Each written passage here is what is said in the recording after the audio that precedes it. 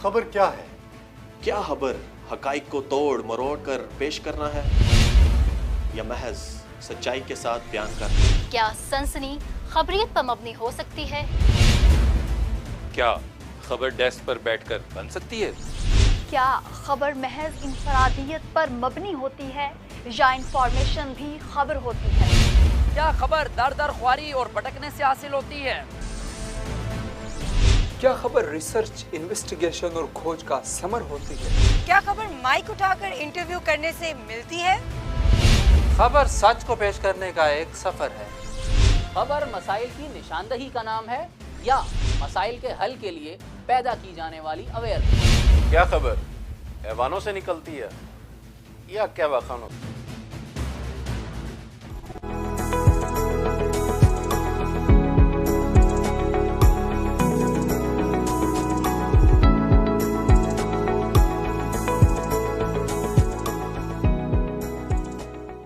पाकिस्तान और दुनिया भर में JNN के लाखों नाजरीन को सलाम। प्रोग्राम हेल्थ टॉक में मैं हूं आपका मेज़बान डॉक्टर आमिर महमूद। नाजरीन, जब से गूगल ईजाद हुआ है तो ये कहने में मैं कोई मुबालगा महसूस नहीं करता कि अब तक जो सबसे ज़्यादा सर्च किया जाने वाला लफ्ज़ है वो लफ्ज़ है कोरोना। चाइना से शुरू होने वाली ये वबा, जो कि इब्तदाई तौर पर लोग समझते थे कि शायद चाइना में ही ख़त्म हो जाएगी, आहिस्ता आहिस्ता जंगल की आग की तरह फैली और पूरी दुनिया तकरीबन 170 से ज़ायद ममालिक को इसने अपनी लपेट में ले लिया। अब तक 3.25 करोड़ के करीब अफराद पूरी दुनिया में इससे मुतासिर हो चुके हैं, जिसके नतीजे में 10 लाख अमवात भी हो चुकी हैं। पाकिस्तान भी उन्हीं मुल्कों में शामिल रहा जहाँ पर कोरोना ने अटैक किया और पिछले 6 माह हमने देखा कि पाकिस्तान में लॉकडाउन की एक बड़ी अच्छी स्ट्रेटजी जो हमारी फेडरल गवर्नमेंट ने और प्रोविंशियल गवर्नमेंट्स ने अडॉप्ट की, उसके नतीजे में खातिर खा इसमें कमी वाक़या होना शुरू हो गई। और इसमें जो एहतियाती तदाबीर हैं आप सब लोगों को अब अज़बर हो गई होंगी कि एक तो फेस मास्क का इस्तेमाल, सोशल डिस्टेंसिंग जिसे हम समाजी फासला कहते हैं वो रखना चाहिए, बग़ैर ज़रूरत के पुरहजूम मुकामात पर नहीं जाना चाहिए, उसके अलावा बार बार हाथ धोना या सैनिटाइज़ करना। लेकिन अब चूँकि लॉकडाउन ख़त्म हो चुके हैं, कारोबार ज़िंदगी दोबारा पाकिस्तान में रवां दवां है अल्लाह के फजल व करम से, तो स्कूल कॉलेजेस खुल गए हैं, रेस्टोरेंट्स, टूरिज़म खुल गया, ट्रांसपोर्ट खुल गई। तो अब एक नई जो सेफ्टी मेजर जो हमारी कौम को लेने की ज़रूरत है वो ये है कि अवामी मकामात के ऊपर जो डिसइंफेक्शन है, जिसे हम आम ज़ुबान में जरासीम कुशी कह सकते हैं। तो आज हमारे प्रोग्राम का टॉपिक है importance of disinfection in public places. और स्टूडियो में हमने दावत दी है, हमारे मोअज़्ज़ज़ मेहमान हैं major general doctor Amjad Iqbal साहब।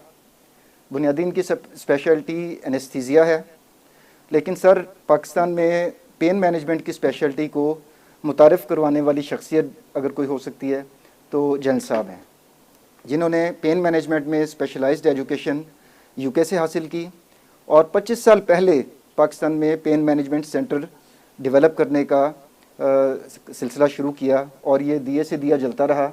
और सर ने आखिरी जो पेन मैनेजमेंट सेंटर के सरबराह थे वो CMH रावलपिंडी में कायम हुआ सर सन 2013 में sir, if I am not wrong. Welcome to the show sir. Thank you.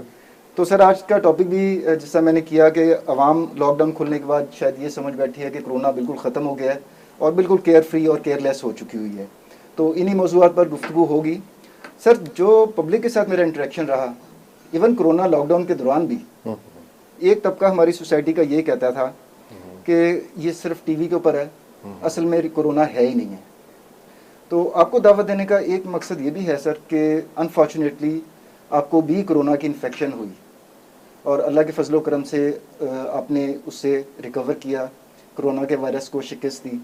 तो आप हमारे नाज़रीन से ज़रा शेयर करेंगे सर कि ये जब आपको कोरोना हुआ तो क्या कैफियत थी, किस तरीके से डायग्नोज हुआ और किन मराहिल से गुजरने के बाद आप माशाल्लाह सेहतयाब हुए। Over to you sir. Thank you very much doctor Aamir for inviting me. सबसे पहले तो मैं अल्लाह की पाकज़ात का शुक्र अदा करता हूँ जिसने मुझे इस कोरोना जैसे मूजी महलिक बीमारी से शिफा दी। साथ में अपने फैमिली का, अपने दोस्तों का, अपने कलीग्स का और अपने पेशेंट का भी शुक्रगुजार हूँ जिन्होंने इस दौरान मेरे लिए बेशुमार दुआएं की। उनकी ये फीलिंग मेरे लिए बहुत बड़ा एसेट थी और मेरे लिए एक सोर्स ऑफ इंस्पिरेशन थी। जहाँ तक आपने पहले बात की कि लोगों के अंदर ये वाली फीलिंग थी कि जी कोरोना एग्जिस्ट नहीं करता, अनफॉर्चुनेटली ये फीलिंग वाज बहुत ज़्यादा हाई थी ड्यूरिंग मार्च एंड अप्रैल। ठीक है जी, निस्बतन कम था ना सर कोरोना? जी उस वक्त निस्बतन कम भी था, लेकिन उसका रिजल्ट आपने देखा। उसके बाद पाकिस्तान में कोरोना की एक पीक आई ईद उल फितर के फ़ौरन बाद। जी फ़ौरन बाद जून और जुलाई वाला पीरियड जो था उसके अंदर आपके नंबर ऑफ़ पेशेंट जो है वो बहुत ज़्यादा इंक्रीज़ हुए, मोर्टेलिटीज़ बहुत ज़्यादा इंक्रीज़ हुई। दूसरा आपने पूछा कि जी मुझे I was infected with corona, तो मैं किस तरीके से कोरोना से इन्फेक्ट हुआ, क्योंकि मैंने एनेस्थेटिस्ट हूँ और पिछले कुछ 40 साल से मैं इस स्पेशलिटी में हूँ। और मेरी स्पेशलिटी के मेनली हम लोग पेशेंट्स को आईसीयूज़ के अंदर पेशेंट को जिनको वेंटिलेशन की ज़रूरत पड़ती थी उनको हम लुक आफ्टर करते थे। जब इसकी हाई पीक आई तो आई वाज वरीड कि बेशुमार लोगों को वेंटिलेटर्स पे डाला जा रहा है डिफरेंट हॉस्पिटल्स के अंदर, एंड नंबर ऑफ़ डेथ्स जो थी वो भी काफ़ी ज़्यादा इंक्रीज़ हुई। उनमें से चंद मेरे करीबी दोस्त थे, अनफॉर्चुनेटली वो वेंटिलेटर्स पे गए और दे कुडंट सर्वाइव। तो I started visiting different setup के जहाँ पे जाके हम कोरोना पेशेंट्स के लिए उनको बेहतर केयर के लिए या जिनको वेंटिलेशन सपोर्ट की ज़रूरत है वहाँ पे जाके कोई सेटअप बना सकें। आई विजिटेड 3-4 प्लेसेस, प्रॉबेबली इसी दौरान मेरा कहीं एक्सपोजर हुआ। ये कोरोना एक अजीब सी तकलीफ़ है। नॉर्मल परसेप्शन यही है कि ये सांस की नाली को अफेक्ट करती है, नमूनिया काज करती है, फ्लू होता है, फीवर होता है। जब मैं अपना देखता हूँ तो इसकी प्रेजेंटेशन थोड़ी सी डिफरेंट थी।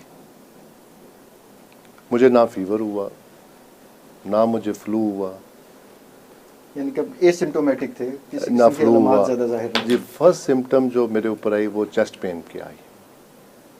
आई फेल्ट पेन जो है ना ऑन माई चेस्ट, एंड उसके बाद नेक्स्ट डे बॉडी के ऊपर सारे रैशेस आ गए। आपको बताने का मकसद ये है कि इसकी वेरिएबल किस्म की प्रेजेंटेशंस हैं। ये नहीं है कि पेशेंट को फ्लू होएगा तो उसी को ही होएगा। बेशुमार पेशेंट जो आए हैं ऐसे भी आए हैं जिन्होंने एब्डोमिनल पेन के साथ प्रेजेंट किया, डायरिया के साथ प्रेजेंट किया। इन माय केस मुझे चेस्ट पेन हुई, साथ रैशेस बॉडी के ऊपर निकल आए। जब टेस्ट करवाया तो टेस्ट वाज पॉजिटिव। उसके साथ कार्डिक एंजाइम दे वर रेज्ड, ज़्यादा हुए थे। फर्दर मज़ीद टेस्टिंग की तो मेरे LFTs रेंज से मेरे किडनी फंक्शन भी इफ़ेक्ट हुए। I was not diabetic, but इसी दौरान, इसी इन्वेस्टिगेशंस के दौरान मेरे ब्लड शुगर भी काफ़ी ज़्यादा इंक्रीज़ हुआ। This was a sort of a different presentation. लेकिन शुक्र अल्हम्दुलिल्लाह मैं अपने कुलीग्स का, अपने पेशेंट्स का और जितनी दुआएं मिली मुझे एहसास हुआ कि प्रोबेबली इससे डॉक्टरी से बेहतर कोई पेशा नहीं है। एक और मैं आपको अच्छी चीज़, मज़े की चीज़ बताऊं। While I was on bed CMH में मैं दाखिल था तो बेशुमार मेरे पेशेंट थे जिनको कोरोना था और वो मुझसे टेलीफोन पे एडवाइजेस ले रहे होते थे। तो मैं खुद भी कोरोना में इन्फेक्टेड था। तो वो ये एक सिलसिला वो जारी था। लेकिन मैं अल्लाह का जितना भी शुक्र अदा करूं उतना कम है कि अल्लाह ने मुझे इस मूजी मुखलिक बीमारी से मुझे शिफा दी। सर बिल्कुल, आप माशाल्लाह जैन साहब जो हैं वो पाकिस्तान में पेन मैनेजमेंट की स्पेशलिटी के बानी भी हैं और सुपरवाइज़र भी हैं। तो अल्लाह ताला ने आपको शायद लंबी ज़िंदगी इसलिए दी है कि आप मज़ीद पेन मैनेजमेंट स्पेशलिस्ट पैदा करें इस मुल्क के अंदर। उसमें एक और चीज़ मैं अच्छी बताऊँ। एक मुझे पेशेंट मेरे का फ़ोन आया तो मेरी आंखें नम हो गई। तो वो मुझे कहता है कि जी डॉक्टर साहब हम आपके लिए दुआ नहीं मांग रहे हैं, हम अपने लिए दुआ मांग रहे हैं। प्रॉबेबली उनको मेरी किसी उससे जो उनका इलाज किया होगा उनको कोई फ़ायदा हुआ होगा। और एक पेशेंट तो इस हद तक चला गया, कहता है कि डॉक्टर साहब मेरी जो है ना ज़िंदगी वो भी आपको लग जाए। तो इस तरह की चीज़ें, इस तरह की फीलिंग, इस तरह की जो सपोर्ट आई वो मेरे लिए वो कह लें ना भूलने वाली चीज़ है। अच्छा सर, चूँकि आप माशाल्लाह इतने सीनियर एनेस्थीसियोलॉजिस्ट हैं तो नाज़रीन, डॉक्टर्स में मुख्तलिफ स्पेशलिटीज़ होती हैं। एनेस्थीसिया वाले डॉक्टर के बगैर सर्जरी पॉसिबल नहीं होती, क्योंकि सर्जन ने अगर ऑपरेट करना है तो एनेस्थीसिया वाली स्पेशलिटी बड़ी सेंसिटिव स्पेशलिटी होती है कि मरीज़ को बेहोश करना होता है और दोबारा होश में भी लाना होता है। तो सर, जो हमारे पाकिस्तान में इतने हॉस्पिटल्स हैं, प्राइवेट पब्लिक हॉस्पिटल्स हैं, वहाँ पर जो एनेस्थीसिया के अंदर जो हमारे डॉक्टर्स काम कर रहे हैं, तो डोंट यू थिंक कि वो बहुत ज़्यादा रिस्क के ऊपर हैं, क्योंकि पेशेंट को बहुत क्लोज जाना होता है जब वो ट्यूब्स इंसर्ट करते हैं, और उसमें अगर कोई कोविड-19 पेशेंट है तो उनको भी हो सकता है, जिस तरह आपको एक्सपोजर हो गया। तो उनके लिए गवर्नमेंट को और प्राइवेट इदारों को क्या करना चाहिए सर, एनेस्थीसियोलॉजिस्ट के लिए? जी बिल्कुल ठीक कहा आपने।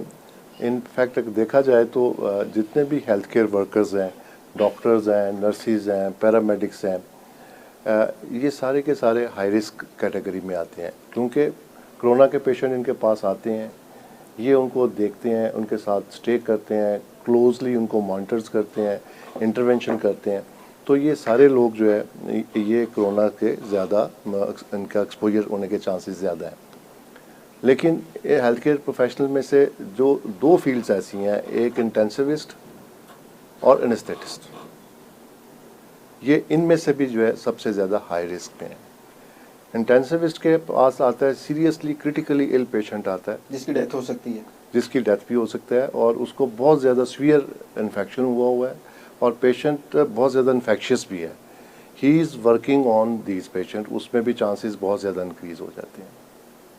एनेस्थेटिस्ट जो है वो इंटेंसिविस्ट से भी ज़्यादा उसके चांसेस ये होते हैं कि जैसे आपने कहा कि जी एनेस्थेटिस्ट पेशेंट के बहुत क्लोजली, पेशेंट के एयरवे के बहुत नज़दीक उसके काम करता है। पेशेंट को इंटूबेशन करनी है, पेशेंट को सेंट्रल लाइंस उन्होंने डालनी है, बाकी उन्होंने इंटरवेंशंस करनी है।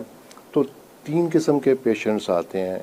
एक तो जो पेशेंट है नॉन केस ऑफ कोरोना, उसमें तो मोस्ट ऑफ द टाइम आप जितनी प्रिकॉशनरी मेजर्स होते हैं वो आप ले लेते हैं और उसमें चांसेस कांटेक्ट करने के कम हो जाते हैं। लेकिन दो कैटेगरीज पेशेंट की और भी हैं।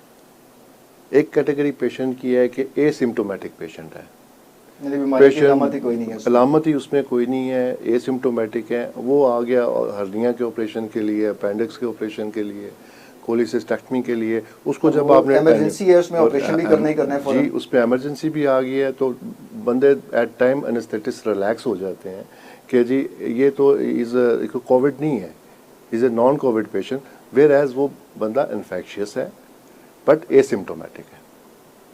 तो ये वाले पेशेंट जो है ना, इसका रिस्क जो को ज़्यादा इंक्रीज़ कर जाते हैं। दूसरी कैटेगरी वो आ जाती है, पेशेंट आता है अर्ली स्टेज में, वो प्री सिम्प्टोमेटिक स्टेज में, इंक्यूबेशन पीरियड में आ रहा है, बट ही इज़ इन्फेक्शियस। इस तरह के पेशेंट्स को भी जो है एनेस्थेटिस्ट डील करते हैं, उनके अंदर जो रूटीन की सर्जरीज करवाते हैं, जिसकी वजह से ये हाई रिस्क उनके होने के ज़्यादा चांसेस है। इसमें जितने भी हॉस्पिटल्स हैं, स्पेशली प्राइवेट सेक्टर्स में जो है लोग काम कर रहे हैं, छोटे छोटे हॉस्पिटल्स में काम कर रहे हैं, तो वो इतनी ज़्यादा एहतियात नहीं करते हैं। बेसिक जो पेशेंट्स के साथ जो स्क्रीन यूज़ करते हैं, जो मास्क यूज़ करते हैं, हैंड सैनिटाइज़र यूज़ करते हैं, सरफेस डिसइंफेक्शन यूज़ करते हैं, they should be used in routine in all sorts of patient till the time कि ये कोविड से बिल्कुल छुटकारा हासिल नहीं हो जाता। नाज़रीन, जैन साहब के साथ एक दिलचस्प गुफ्तगू जारी रहेगी। यहाँ पर वक्त हुआ है छोटे से वक्फे का। Let's take a short break.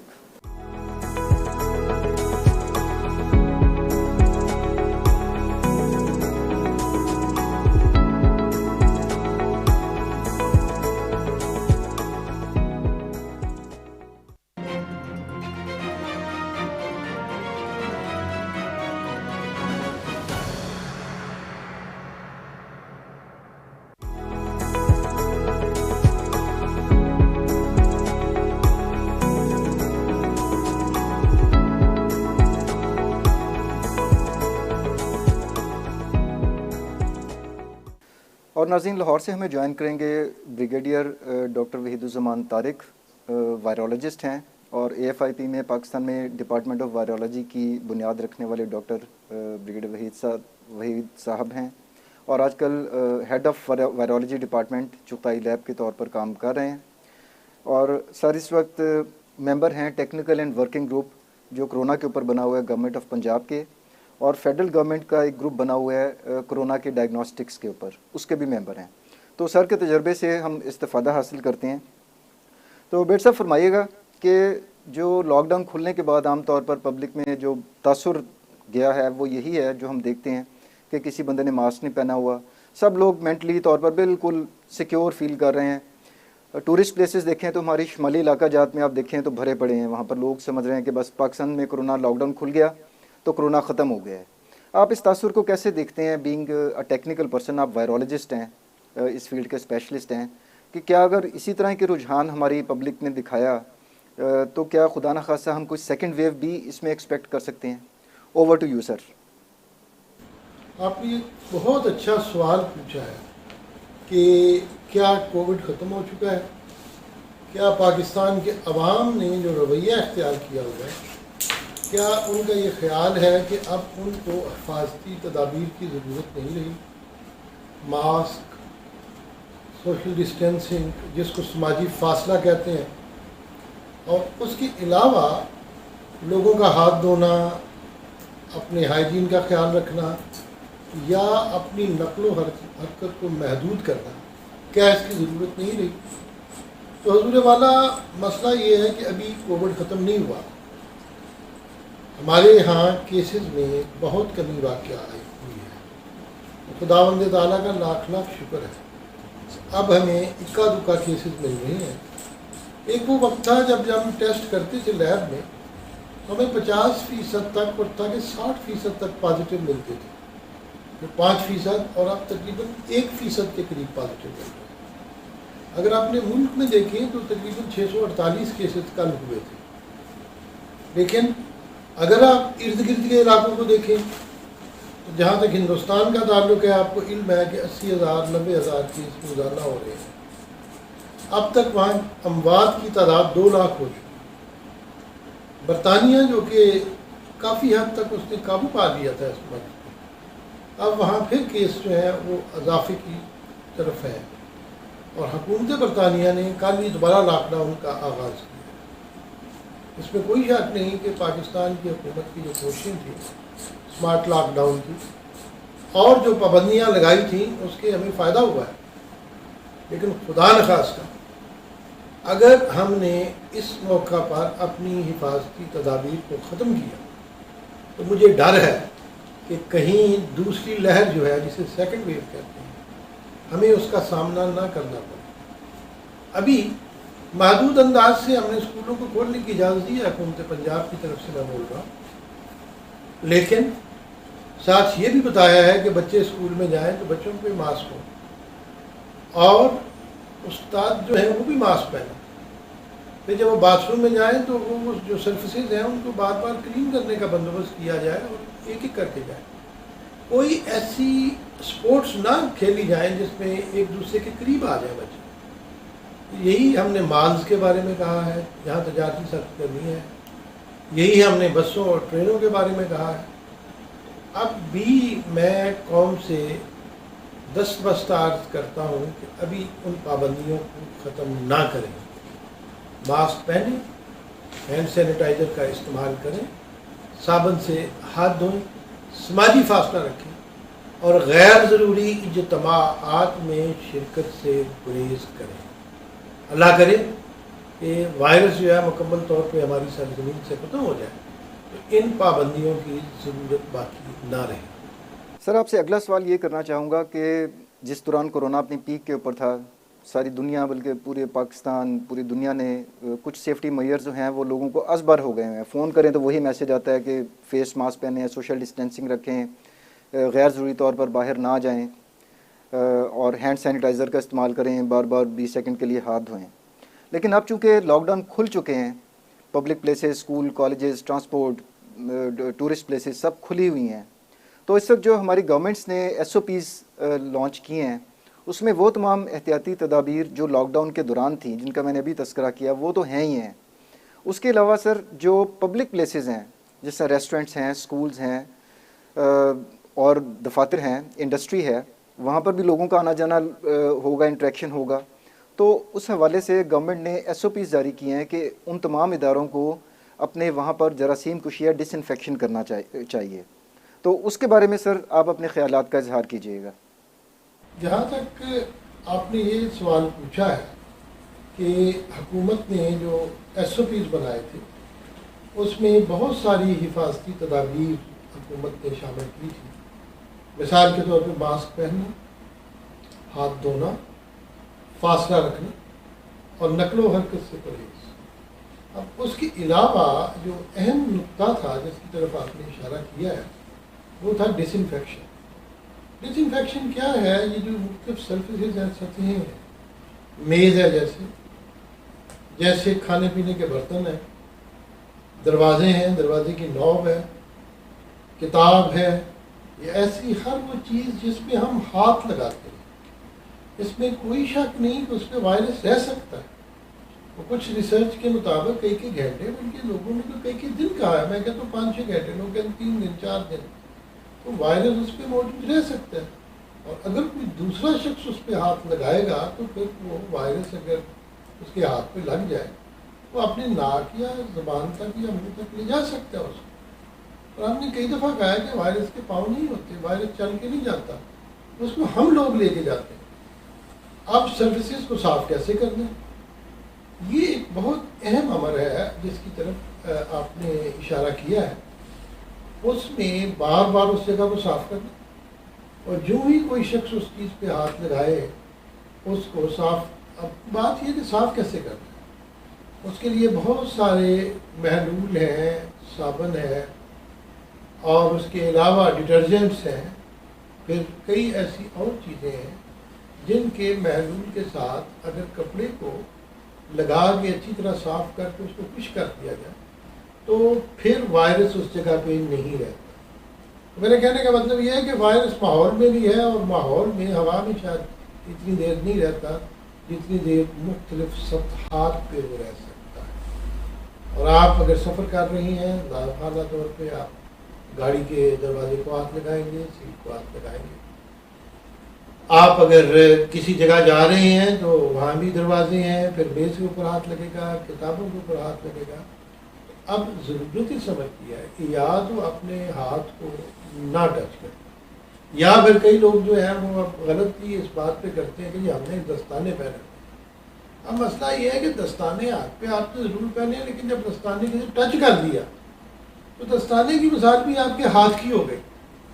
और फिर सबसे अच्छी चीज़ तो ये है कि आप साबुन से अपने हाथ को अच्छी तरह सामने से और पीछे से कम से कम 20 सेकंड के लिए धोएं।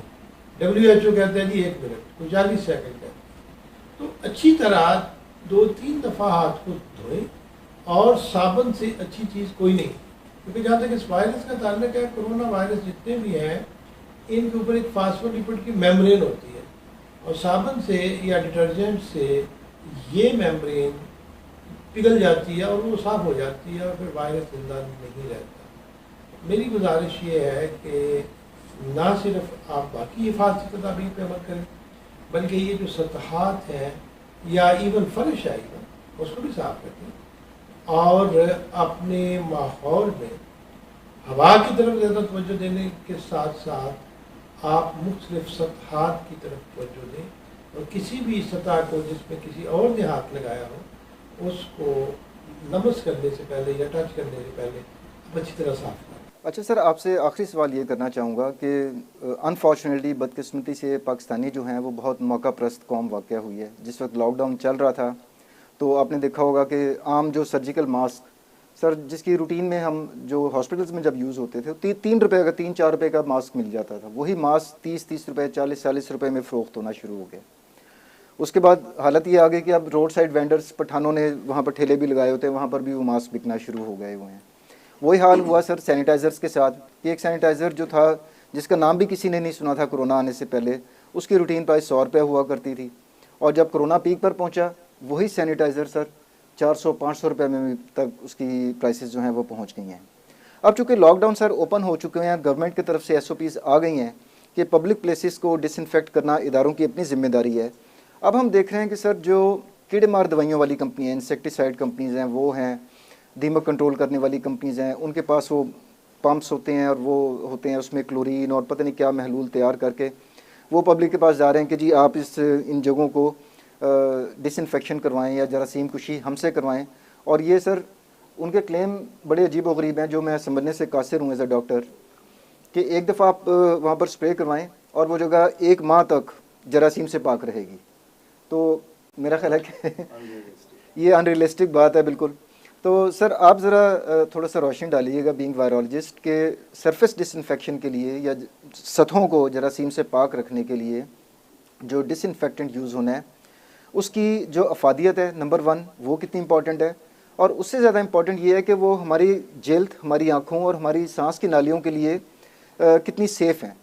क्योंकि काफ़ी चीज़ें अब जिस तरह क्लोरीन है सर, तो स्विमिंग पूल्स में आमतौर पे यूज़ होती है कि उनको डिसइंफेक्ट करने के लिए, लेकिन अगर हम इनहेल करेंगे आँखों में जाएगा, उसके फ्यूम्स हैं, उसके वेपर्स हैं, तो सर उसके ऊपर रोशनी डालिएगा कि इसमें हम क्या कर सकते हैं एक सेफ़ डिसइंफेक्शन के लिए। जी, जब हमने अभी अर्ज किया था कि मुख्तलिफ सतहात को साफ करें, अब सवाल ये पैदा होता है किस चीज़ के साथ। तो मैंने अर्ज किया था कि हत्ता कि अगर आप साबुन का महलूल भी बना लें तो वो भी आपके काम आता है, लेकिन हमें थोड़ा सा इससे आगे बढ़ना होगा। मिसाल के तौर पे हाइपोक्लोराइड का सोल्यूशन है, आप जिस तरीके से हम उसको कहते हैं ये हाइपोक्लोराइड डोमेस्टॉस, इसका अगर 1% महलूल बना दिया जाए पोटाशियम हाइपोक्लोराइड का तो वो भी काम आ सकता है। लेकिन उस महलूल की प्रॉब्लम उसके साथ ये है एक मसला कि अगर किसी धात की सतह के साथ लगे तो उसको जंग आलूद भी कर सकता है। तो जाहिर है कि कोई चीज़ ऐसी हो जिसमें लोहा हो या पीतल हो या तांबा हो, फिर तो हाइपोक्लोराइड को आप इस्तेमाल ना करें। बेंजलकोनियम है, उसका एक बड़े अहम रोल है। फिर क्वाटरनी अमोनियम है, सिटाब है, CuTaB। उसके बाद फिर हत्ता के ये जो है हाइड्रोजन परऑक्साइड है, लेकिन हाइड्रोजन परऑक्साइड जो है इसको अगर इस्तेमाल करें तो 5% इस्तेमाल करें, 1% वाले महलूल भी बाजार में मिलते हैं। मेरे ख्याल में वो इतने जो है इफेक्टिव नहीं होंगे। कोई भी महलूल आप तैयार करें तो उसकी आप देख लें कि उसकी कितनी परसेंटेज, कितनी कंसंट्रेशन होना चाहिए। जैसे कि मैंने हाइपोक्लोराइड का कहा, और फिर ये भी नहीं है एक महलूल को आप तैयार करें तो हमेशा के लिए तैयार हो जाएगा। आप यकीन कीजिए कि हाइपोक्लोराइड का जो सोल्यूशन है, एक दफ़ा महलूल बनने के बाद वो 4 घंटे तक रहता है। 4 घंटे अगर गुजर जाए तो फिर उसमें सारी कैलोरी निकल जाती है, उसको दोबारा बनाना पड़ता है। इसी तरीके से हर महलूल की एक उम्र होती है, और मैं आपको यही कहूँगा कि उसको जितना ज़्यादा आप बना सकते हैं आप बनाएं। अब सवाल ये पैदा होता है कि जो ही ये कोविड की वबा फैली है तो बहुत से लोग मैदान में आ गए। अब देख लीजिए, लोग गेट लेके आ गए, जी ये दरवाज़ा है, इसके नीचे से कुछ फवार फैल। हमने मुकम्मल तौर पे बताया इन लोगों को कि इसकी कोई भी इसका फ़ायदा नहीं है, बल्कि फॉल्स सेंस ऑफ सिक्योरिटी है। ये आप ले इसके नीचे से गुजरेंगे, आपके कपड़े ख़राब होंगे, आपकी आंखों के ऊपर पड़ेगा। लेकिन अभी भी लगे हुए हैं। गवर्नमेंट ऑफ पंजाब ने भी इसको मना किया हुआ है। और इसी तरीके से जितने भी फ्यूमिगेशन है, अब फ्यूमिगेशन की क्या ज़रूरत है? मेरे ख्याल में फ्यूमिगेशन की ज़रूरत कोविड के साथ नहीं है। ये वो स्मॉल पॉक्स के दिनों की लोग बात करते हैं जब लोग फ्यूमिगेशन करते थे, क्योंकि ये वायरस मुख्तलिफ सतहात के साफ करना बहुत आसान है। स्मॉल पॉक्स का वायरस बहुत सख्त है, ट्यूबरकुलोसिस के जो ऑर्गेनिज्म है वो बहुत सख्त होते हैं, लेकिन इस वायरस को बड़ी आसानी के साथ साफ किया जा सकता है। तो ये इस किस्म की फ्यूमिगेशन, इस किस्म की ये नई नई चीज़ें, गेट से नीचे से गुजरना, फिर जो मुख्तलिफ आप इंडस्ट्री के लिए इस्तेमाल करते हैं सफाई के लिए, उन चीज़ों के इस वायरस के खिलाफ इस्तेमाल करना, तो मेरे ख्याल के मतलब इसमें एहतियात की ज़रूरत है। अब आपके पास जो चीज़ बचती है, जैसे मैंने कहा साबुन का महलूल है, हाइपोक्लोराइड है, बेंजोक्लोनियम है, सीटॉब है, और इधर हाइड्रोजन परऑक्साइड जो है इसकी भी ख़ास कंसंट्रेशन बड़ी ज़रूरी है। और जब महलूल तैयार करें तो उसको फौरी तौर पर इस्तेमाल करें और ज़्यादा देर उसको ना रखें, ज़्यादा देर तक वो कारआमद नहीं होता। 2-4 घंटे के अंदर अंदर उसको इस्तेमाल करें। और फिर ये भी पढ़ लें जो मुख्तलिफ़ किस्म के महलूल हैं, जैसे लोग फिनोल का इस्तेमाल करते हैं, डेटोल का इस्तेमाल करते हैं। डेटोल तो आपकी स्किन पे भी इफेक्ट करता है, और उस पर साथ आप हाथ ना लगाएं, उसकी कंसंट्रेशन भी बड़ी अहम होती है, लेकिन डेटोल की यहाँ ज़रूरत नहीं है। तो मेरे कहने का मतलब ये है कि इसके मामले में आप कमर्शियल इंटरेस्ट की बजाय आप ये देखें कि इसकी अफादियत किस चीज़ पर है। बहुत बहुत शुक्रिया।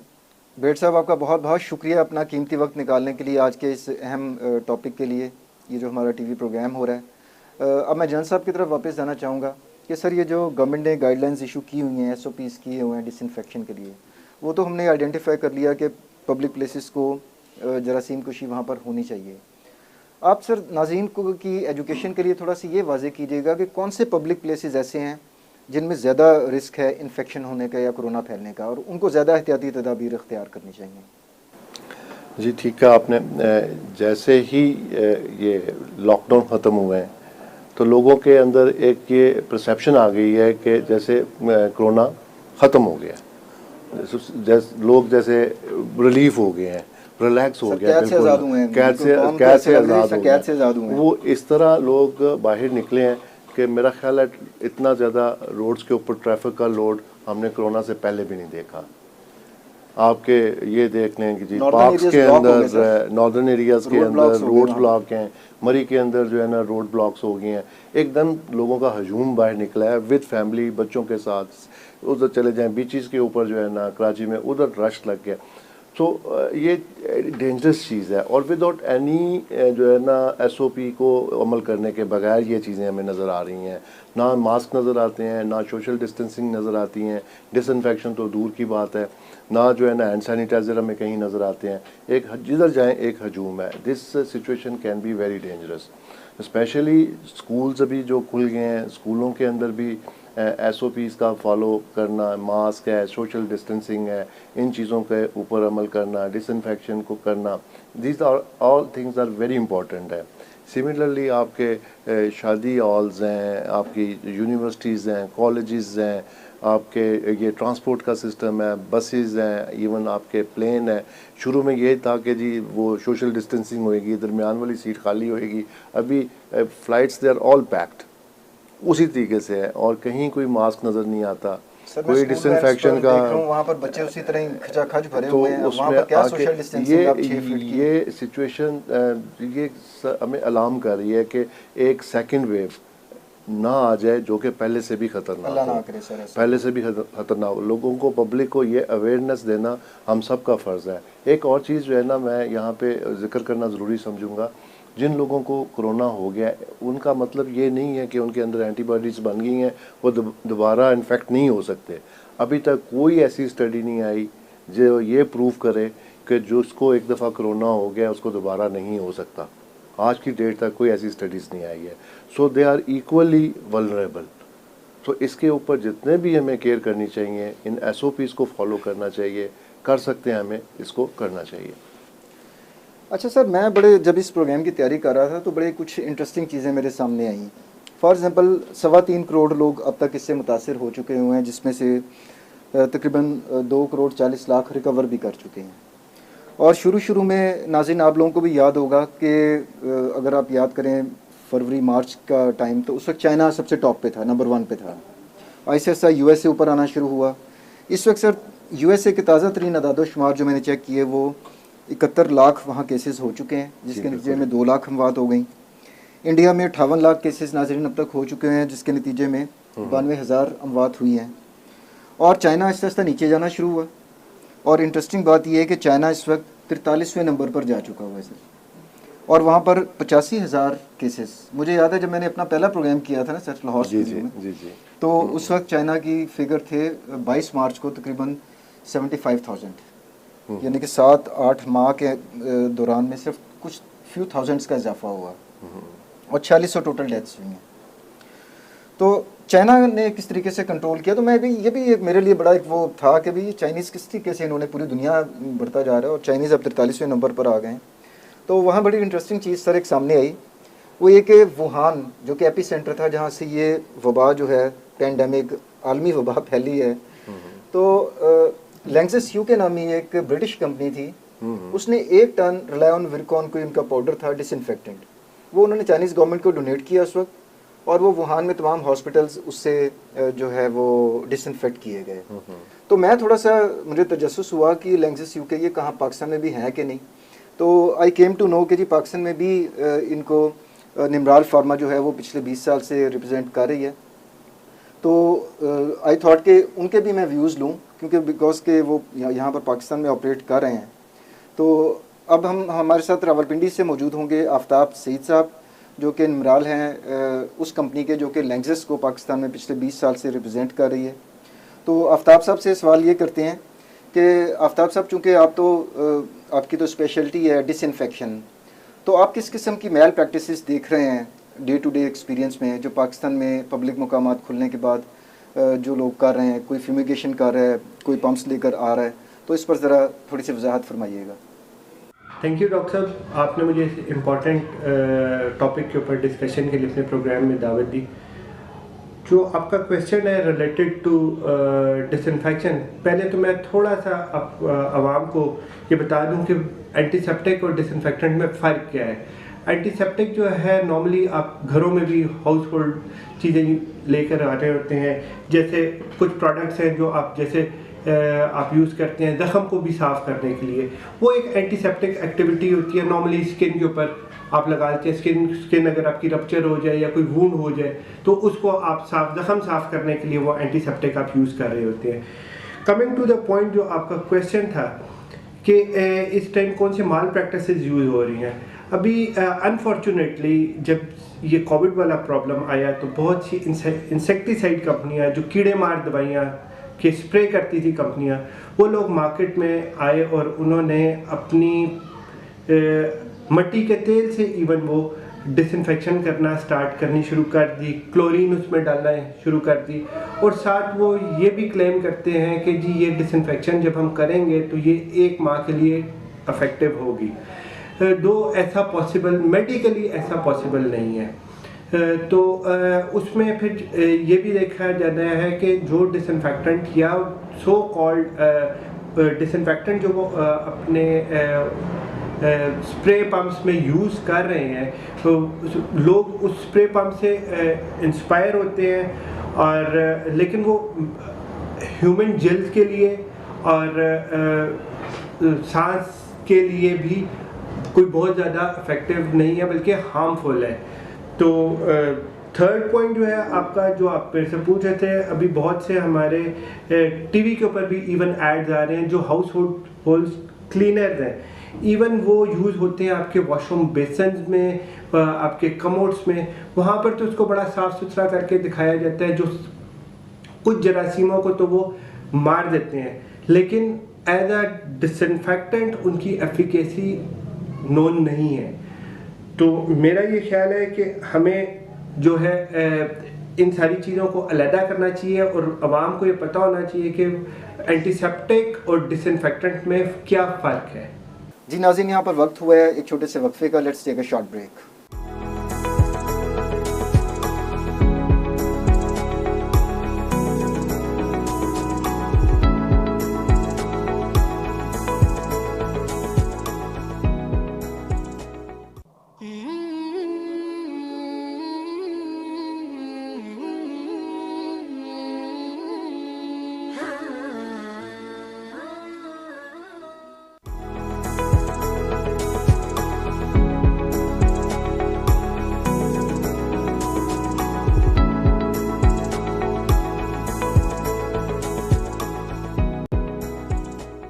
वेलकम बैक नाज़रीन।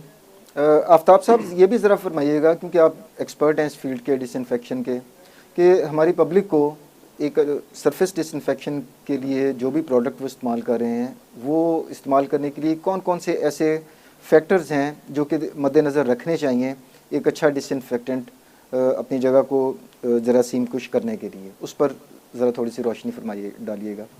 जी डॉक्टर साहब, बड़ा अच्छा आपने क्वेश्चन किया। मैं अभी ब्रिगेडियर वहीदुज़्ज़मान तारिक साहब को देख रहा था, सुन रहा था बल्कि, तो ब्रिगेडियर साहब ने बड़ी अच्छी बात की कि माल प्रैक्टिस बहुत ज़्यादा हो रही है और बहुत से लोग इंस्पायर हो रहे हैं। जैसे मेरे पीछे भी आप देखे होंगे स्प्रे पंप्स पड़े हुए हैं, इन स्प्रे पंप्स को देखकर लोग बहुत ज़्यादा इंस्पायर हो जाते हैं।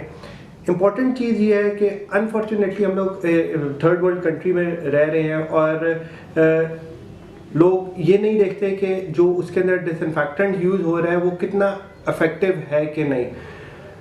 मेरी आवाम से ये दरख्वास्त है कि जब भी वो गूगल पे या कोई भी डिसइंफेक्टेंट जब वो सिलेक्ट करते हैं तो वो ज़रूर देखें कि इज़ इट EPA अप्रूव्ड और नॉट। ये सबसे पहले तो प्रोडक्ट EPA अप्रूव्ड हो, सेकेंडली क्योंकि हम इस time against corona virus disinfection करवा रहे हैं, तो जो भी कंपनी आपके पास डिसइंफेक्टेंट लेकर आ रही है फॉर डिसइंफेक्शन पर्पसेज, क्या उसके पास कोई ऐसा डाटा मौजूद है कि जिसमें ये पता लग सके कि ये कोरोना के अगेंस्ट अफेक्टिव भी है कि नहीं।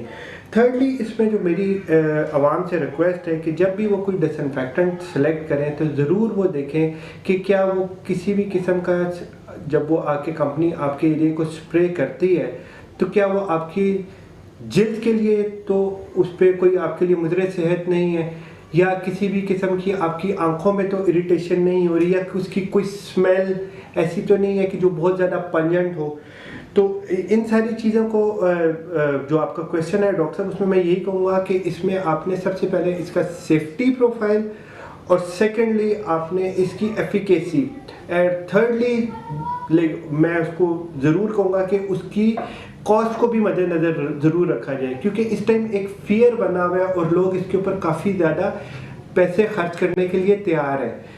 लेकिन मैं आपसे बार बार ये रिक्वेस्ट करूँगा कि फर्स्ट आपकी आ जाए इसकी एफिकेसी और देन उसकी इकॉनमी। तो आई थिंक मेरे ख्याल से इन दो चीज़ों का हमें ध्यान में रखना पड़ेगा। जी आफ्ताब साहब, आपसे आखिरी सवाल ये करना चाहूँगा कि आप चूँकि डिसइंफेक्शन में ख़ुद से भी ऑपरेट कर रहे हैं, अभी तक तो आप हॉस्पिटल्स में ही इस प्रोसेस को इनिशिएट किए हुए थे, लेकिन क्या आप पब्लिक प्लेसेस में भी जा रहे हैं, पब्लिक के पास डायरेक्ट भी जा रहे हैं ये सर्विसेज प्रोवाइड करने के लिए, कि ताकि जो सरफेस डिसइंफेक्शन है वो इफ़ेक्टिव तरीके से की जा सके?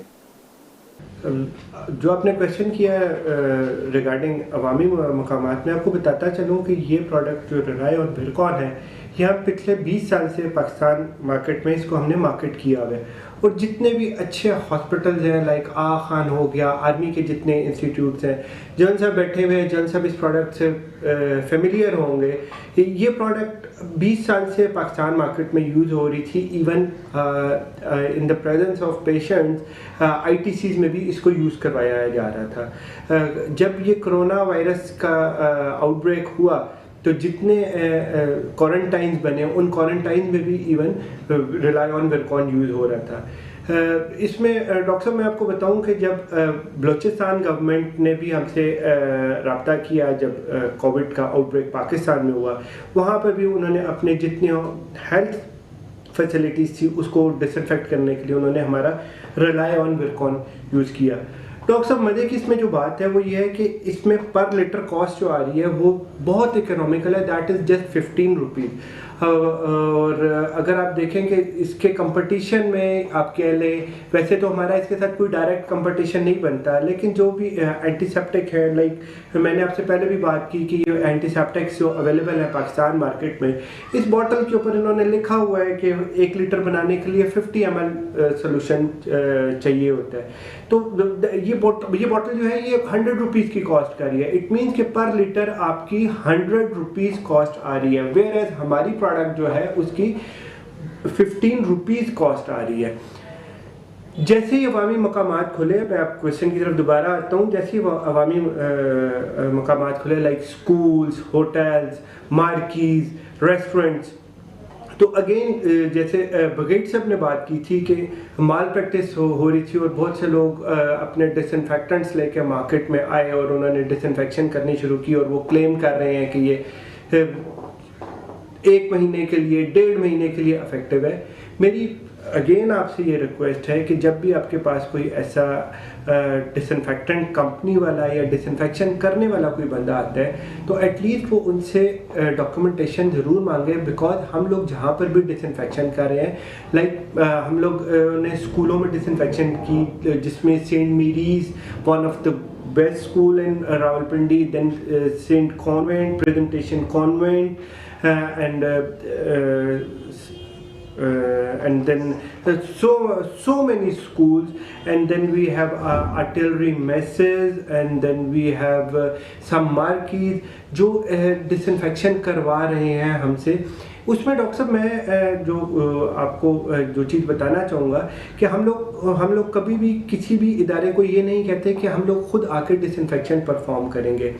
हम लोग लेक्चर्स देते हैं और लेक्चर्स देते हैं और ट्रेनिंग करते हैं उनके जो उनका जेनिटोरियल स्टाफ है, और हम लोग उसमें आप ये देखेंगे कि हम लोग उसमें प्रॉपर उनको सर्टिफिकेशन भी करते हैं कि ये, क्योंकि एक ऑनगोइंग प्रोसेस है, डिसइंफेक्शन डेली बेस पे करना है। सिंस मेरी कैपेसिटी इतनी नहीं है कि मैं हर स्कूल को या हर इदारे को डेली बेसिस पे डिसइंफेक्शन करके दे सकूं, तो हमारी ये कोशिश है कि बजाय हम डिसइंफेक्शन करें और लोगों से चार्ज करें उसका, हम लोग उनके ट्रेनिंग कर देते हैं उनकी जेनिटोरियल स्टाफ की, ताकि वो डेली बेसिस पे डिसइंफेक्शन एट देयर ओन कर सकें।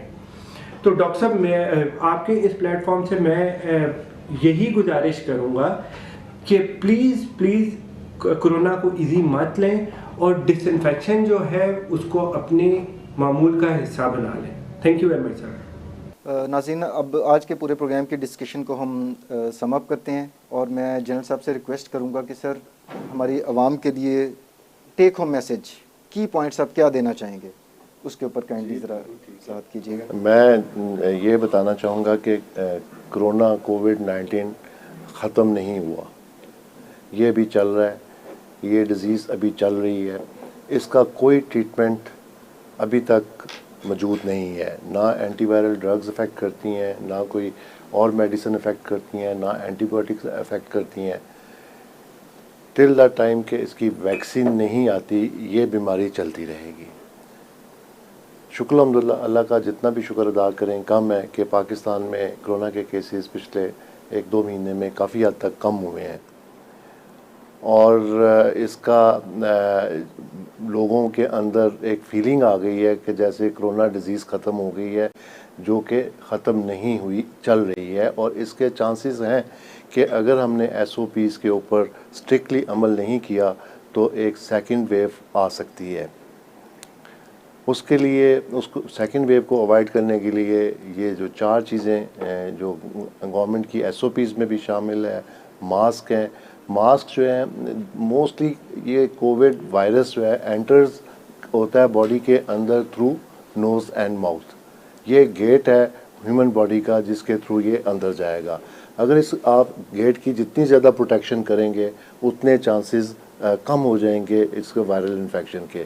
मिनिमम जो है मास्क ज़रूर पहने।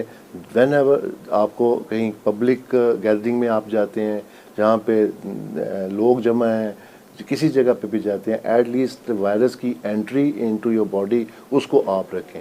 उसके बाद आ जाती है आपकी सोशल डिस्टेंसिंग आ जाती है, हैंड सैनिटाइज़र आ जाते हैं, क्योंकि ये वायरस फैलता है ड्रॉपलेट इन्फेक्शन के साथ। इवन जब हम बात करते हैं, कफ करते हैं, स्नीजिंग करते हैं, ड्रॉपलेट्स जो है बॉडी से वो निकलते हैं और जाके सर्फेसिस के ऊपर बैठ जाते हैं। सरफेस डिसइंफेक्शन जो है वो भी इक्वली इम्पॉर्टेंट है, सर्फेसिस को भी डिसइंफेक्ट करने की ज़रूरत है। 1-2 चीज़ें और मैं थोड़ा सा हाईलाइट करना चाहूँगा।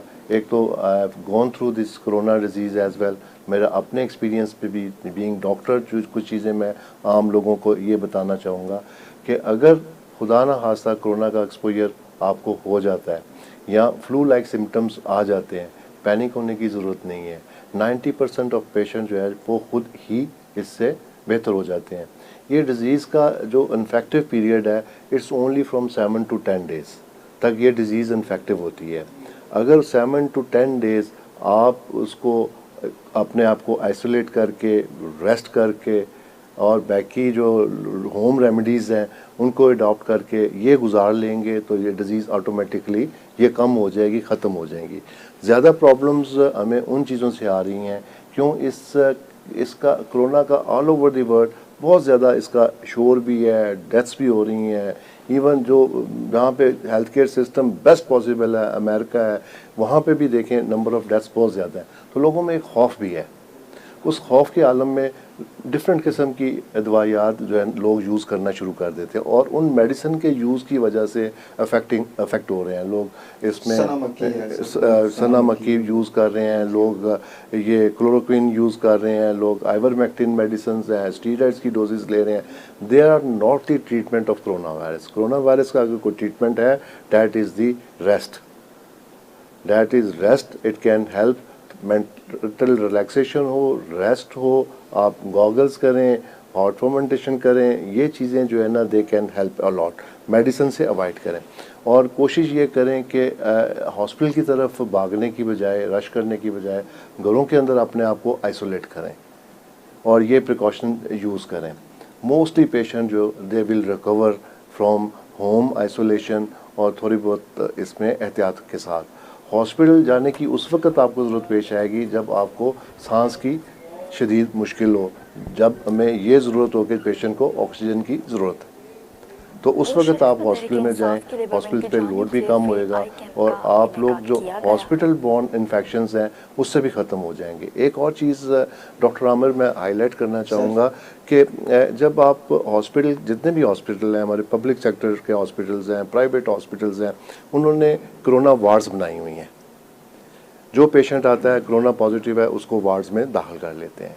तो जब एक वार्ड्स के अंदर सारे ही पेशेंट कोरोना के हैं तो एवरीबॉडी टॉकिंग, कफिंग, ठीक है, वो बेशुमार जो वायरस जो है वो रिलीज़ हो रहा है, वो एयरबॉर्न भी है, सरफेसिस भी है, वो वायरल लोड बहुत ज़्यादा इंक्रीज़ हो जाता है और ये वायरल लोड जो है एक पेशेंट से दूसरे पेशेंट में ट्रांसफ़र हो रहा है।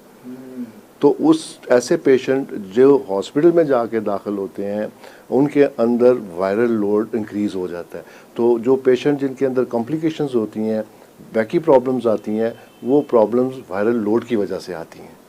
जब आप घर में रहेंगे, अपने आप को आइसोलेट करेंगे तो आपका मिनिमम वायरल लोड होएगा, जिससे आपके कॉम्प्लिकेशन डेवलप करने के चांसेस कम हो जाएंगे एज़ कम्पेयर टू कि जी आप वायरल कोरोना टेस्ट पॉजिटिव आया है और जाके आप हॉस्पिटल में दाखिल हो जाएं।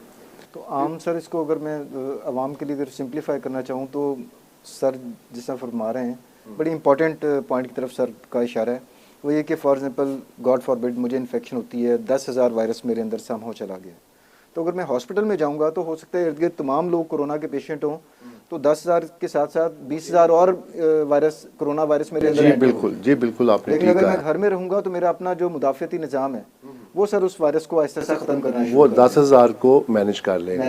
जब ये लोड आपका 10 की बजाय 50,000 पे चला जाएगा तो उसको मैनेज करना बॉडी के लिए मुश्किल हो जाएगा और जिसके लिए कॉम्प्लिकेशन डेवलप होने के चांसेस ज़्यादा हो जाते हैं।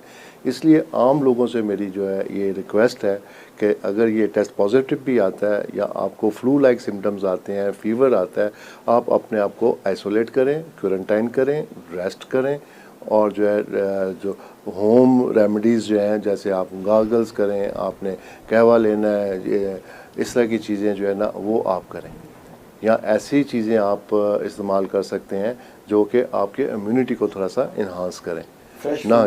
फ्रेश फ्रूट्स का इस्तेमाल करें, वेजिटेबल्स का इस्तेमाल करें, तो इनको आप इस्तेमाल कर सकते हैं कि मेडिसिन से अवॉइड करें। स्टीरॉयड सेल्फ मेडिकेशन जो है वो is one of the cause of increase rate of mortality in Covid cases के अंदर। एक और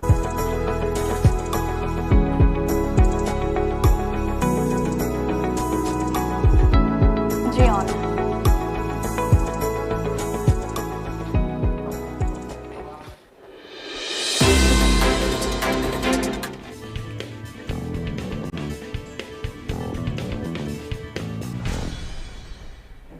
वज़ीर-ए-आज़म इमरान खान ने कहा है कि जब तक अफगानों को अमन और सुकून नसीब नहीं होगा पाकिस्तान भी हकीकी अमन हासिल नहीं कर सकता।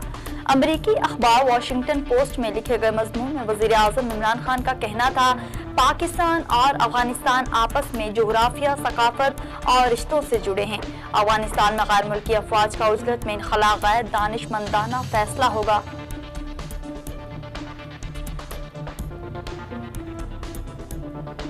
IMF ने पाकिस्तान को कर्ज की तीसरी किस्त देने के एवज बिजली, गैस और यूटिलिटी स्टोर्स पर दी जाने वाली सब्सिडीज खत्म करने की शर्त आयद कर दी। पाकिस्तान और IMF के दरमियान मुअत्तल शुदा प्रोग्राम की बहाली के लिए वीडियो लिंक के जरिए इक्तसादी जायजा के हवाले से जारी मुज़ाकरात का पहला दौर बेनतीजा रहा।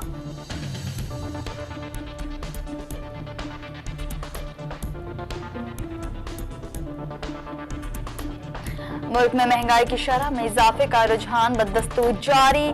गुज़िश्ता एक हफ्ते के दौरान महंगाई की शरह में 0.32% इजाफे से 8.86% हो गई और पिछले एक हफ्ते के दौरान मुल्क में टमाटर, प्याज, चीनी, आटे और चावल समेत रोजमर्रा इस्तेमाल की 22 अशिया महंगी हो गई। गरीब के लिए रोटी, दाल और सब्जी भी महंगी हो गई।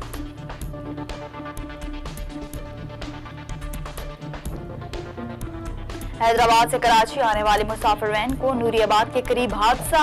मुसाफिर वैन तेज रफ्तारी के बायस खाई में जा गिरी। वैन सिलेंडर जोरदार धमाके से फटने से आग भड़क उठी। वैन में सवार 5 खातीन 2 बच्चों समेत 13 अफराद जलकर राख हो गए, जबकि 6 मुसाफिर झुलसकर जख्मी भी हो गए।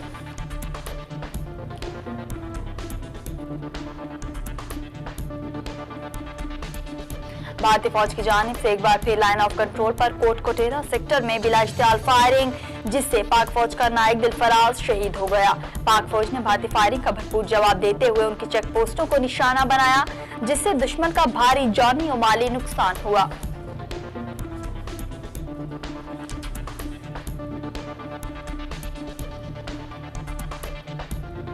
अपोजिशन जमातों का इत्तेहाद अभी से डगमगाने लग गया।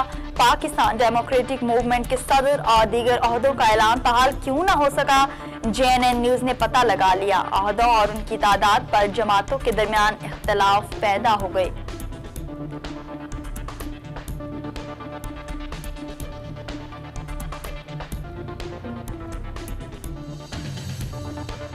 मुल्क भर में कोरोना वायरस ने एक बार फिर अपने हमले तेज कर दिए। कोरोना के मजीद 694 केसेस रिपोर्ट होने के बाद फाल केसेस की तादाद 8205 हो गई, जबकि 6 अफराद जिंदगी की बाजी भी हार गए। समाजी फासले को बरकरार रखकर और कोरोना SOPs पर अमल करके ही कोरोना से जंग जीती जा सकती है।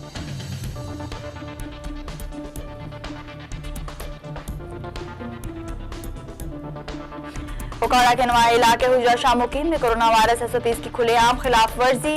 तफरीह के नाम पर लकी रानी सर्कस में सैकड़ों लोगों का मजमा एक ही जगह जमा हो गया। डिस्ट्रिक्ट पुलिस को इत्तला मिलने पर पुलिस ने एक्शन लेते हुए लकी रानी सर्कस को फौरी तौर पर बंद कर दिया। सर्कस बंद होने पर शायकीन मुश्ताइल हो गए और कुर्सियों की तोड़ फोड़ शुरू कर दी।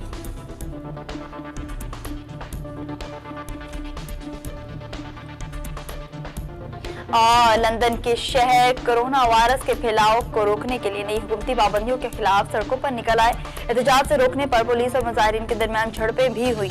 पुलिस ने मुजाहिरीन पर लाठीचार्ज किया, जबकि मुजाहिरीन ने भी पानी की बोतलें फेंकी।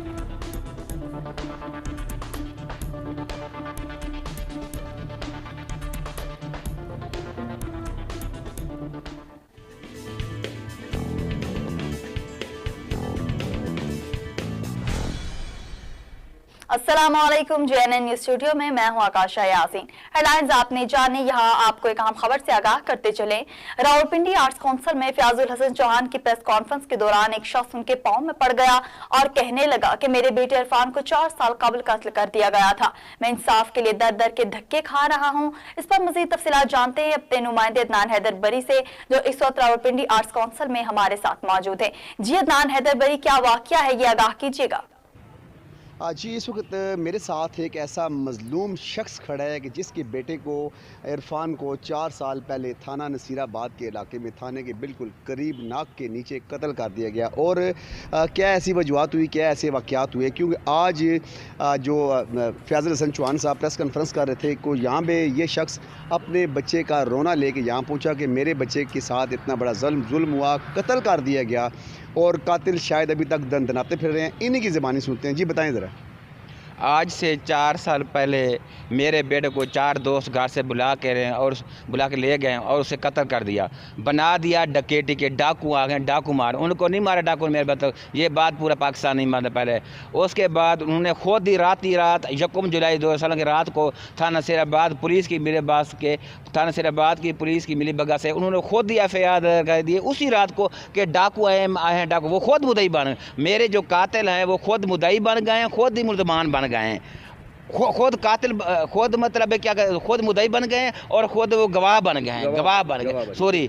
अच्छा, उसके बाद फिर उसके बाद इसरार अब्बासी CPO ने मुझे 15 दिन के बाद ज़मीनियों में मुद्दई बनाया है। मेरी FIR आज तक नहीं काटी, मुझे मुद्दई बना दिया है ज़मीनियों में। उसके बाद तशवीश चली गई सरगोदा RPO के पास, उसने भी इंसाफ नहीं दिया। उसके इतने बड़ा झूठ अभी जो मेरे पास सबूत प्रूफ अभी मिले हैं, जो सबूत प्रूफ थाना नसीराबाद के पास भी हैं, AG साहब तमाम बड़े बड़े अफसरों के पास पड़े हैं, जो मुझे अभी मिले हैं। लेकिन गुजार पुलिस ने उनको खाना नंबर 2 में चलान किया है। अब आपकी ख्वाहिश है कि आपकी बच्चे की FIR और कातिल गिरफ्तार हो? पुलिस ने कातलों को बेगुनाह उनसे भारी रिश्वत लेकर मैं ये वज़ीर आज़म से, वज़ीर आला पंजाब से और chief justice supreme court Pakistan से इंसाफ दरख्वास्त देता हूँ कि मुझे इंसाफ दिलाया जाए। आपका नाम क्या है? मेरा नाम अल्लाह दिता है, ये मेरा बेटा इरफान है। और अल्लाह दिता है इस वक्त हमारे साथ पड़ा एक दाद रसी की एक तस्वीर बना हुआ है, इसके दिल पे क्या गुजरे है ये हर वो बाप हर वो माँ जान सकती है कि जिनका लख्त जिगर उनसे जुदा हो गया हो और जुदा होने के बाद किसी किस्म का कोई पुरसाने हाल भी ना हो।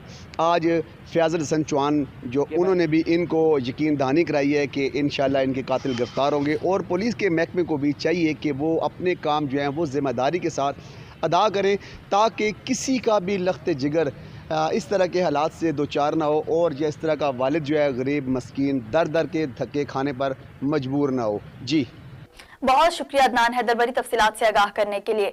और यहाँ एक और आम खबर से आपको आगाह करते चलें। और शरीफ में तहरीक इंसाफ के लेबर विंग की जानिब से फ्री आई कैंप का इनेकाद किया गया। फ्री आई कैंप में फ्री चेकअप और फ्री अद्वियात भी फराहम की गई हैं। इस वक्त हमारे नुमाइंदे हाजी मोहम्मद ताहिर हमारे साथ मौजूद है, मजीद उन्हीं से जान लेते हैं। जी ताहिर, अपडेट कीजिएगा। जी बिल्कुल, मैं इस वक्त मौजूद हूँ शहर शरीफ पे, जहाँ PTI के लेबर विंग की जानिब से फ्री आई कैंप का इनेकाद किया गया। फ्री आई कैंप में मरीजों की कसीर तादाद में शिरकत की है। फ्री आई कैंप में मुफ्त अद्वियात भी फराहम की जाएगी। मेरे साथ इस वक्त मौजूद है साबिक चेयरमैन और गिलानी मखदूम सैयद सुलेमान हसन गिलानी। उनसे जानते कि फ्री आई कैंप के बारे में वो क्या कहना चाहते हैं। जी बिल्कुल जी, हमारे नौजवानों ने PTI के जियाले और लेबर विंग उच्च शरीफ ने वो कर दिखाया है जो पूरा डिस्ट्रिक्ट में सबको करना चाहिए, अभी तक किसी ने नहीं किया। उन्होंने बहुत हिम्मत करके यहाँ पे और हर मवाज़ियात में और हर वीक उनका कैंप लगेगा और वो फ्री चेकअप, फ्री मेडिसिन और हर चीज़ फ्री प्रोवाइड कर रहे हैं।